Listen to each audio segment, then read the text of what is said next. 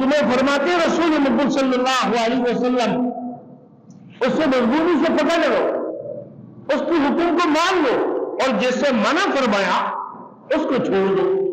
جب اللہ کے رسول نے حکم دی، اجازت دی کہ ان کی درخت کو کٹنا شروع کر دو کہ یہ اپنے قلعے سے نکل کون نہیں رہا، اور صلح بھی کرنے کے لیے تیار نہیں، اور ایسے سے آگ شکنی بھی کی ہے، وعدہ کی خلافی کی، پھر کافر اور مشرکوں کی ساتھ بھی دے رہے، مسلمانوں کو قسم بقسم کی تکالیف بھی پہنچا رہے۔ یہ یہودی ان کی سازشیں بڑی خطرناک ہے۔ تو اللہ نے فرمایا ما قطعتم من لینۃ او ترکتموها قائمۃ علی اصولها، تم نے جو بھی کھجور کی درخت کاٹے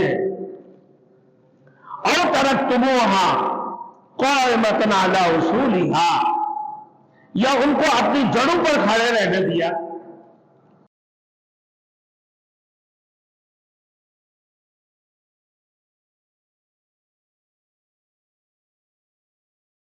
Thanks for watching. Don't forget to like, comment, share and subscribe to Maulana Habibullah Rouhani Official.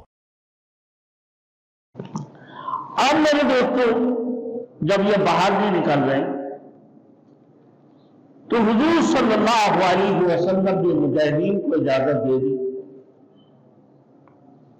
کہ بیرونی قلعہ ان کی جائیدادوں کو نقصان پہنچایا جائے، تاکہ یہ لوگ اس کی بچاؤ کے لیے بھی باہر نکل آئیں گے، ان کی جائیدادوں کو نقصان کر دو، میں ان کی کھجور کی درختیں کر دوں۔ کہ ما قطعتم من لینۃ، یعنی وہ کھجور جو پھلدار ہے، جس میں پھل ہوتی ہے، اس میں عجوا بھی تھا اور دیگر میرے دوستوں پھل تھے، یعنی دوسرے کھجورے بھی تھے، ہر قسم کی پھل، عجوا ہے، برلی نامی کی کھجوریں ہیں، کہ ان کی درخت کاٹنا شروع کر دو۔ جب ان کی درخت کاٹو گے تو پھر وہ باہر نکل کر آنے لگے گا، اس لیے کہ بھائی اس کی رقابت کے لیے وہ کھڑے ہو جائیں گے، کیونکہ ان لوگوں نے ہاتھ شکنی کی، اب ان کی قلعے کو آپ لوگوں نے محاصرہ کر لیا، ان کی گراؤ کر لی ہے، لیکن یہ باہر نہیں نکل رہے، اب وہی اپنے قلعے کے اندر بیٹھ کر اپنا ہی مرضی چلا رہے۔ ادھر سے مکے والوں کو ابو سفیان کے پاس جا کے دعوت بھی دی ان کو کہ مدینہ میں حملہ کر دو، ہم تمہارے ساتھ ہیں، اور رسول مقبول صلی اللہ علیہ وسلم تک یہ سازش کہ اللہ کے رسول کو بھی ختم کر دیں۔ اللہ نے ان بدبختوں کی یہ حرکتوں سے اللہ رب العالمین نے ان کو سرکوبی کرنے کی حکم دے دی۔ اب مسلمان جب محاصرہ کر لی، اب یہ نکل بھی نہیں رہے، اللہ کے رسول نے انہیں اجازت دے دی کہ ان کی درختوں کو کاٹنا شروع کرو۔ جب ان کی درخت کو کاٹو گے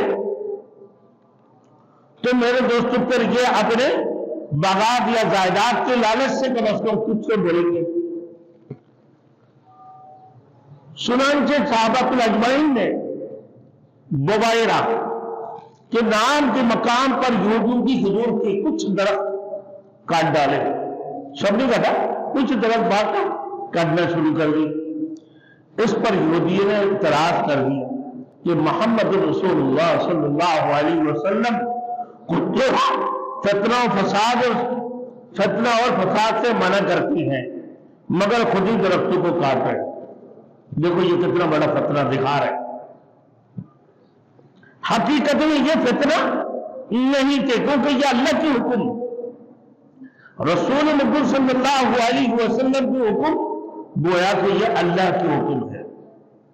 اللہ کے رسول نے جو فرمایا ما آتاکم الرسول فخذوہ وما نہاکم عنہ فانتہوا،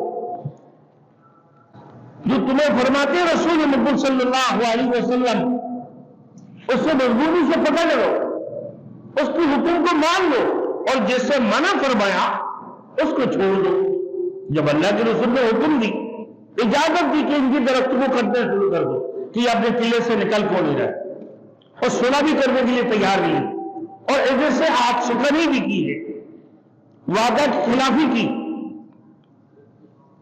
پھر کافر اور مشرکوں کی ساتھ بھی دے رہے، مسلمانوں کو قسم بقسم کی تکالیف بھی پہنچا رہے۔ یہ یہودی، ان کی سازشیں بڑی خطرناک ہے۔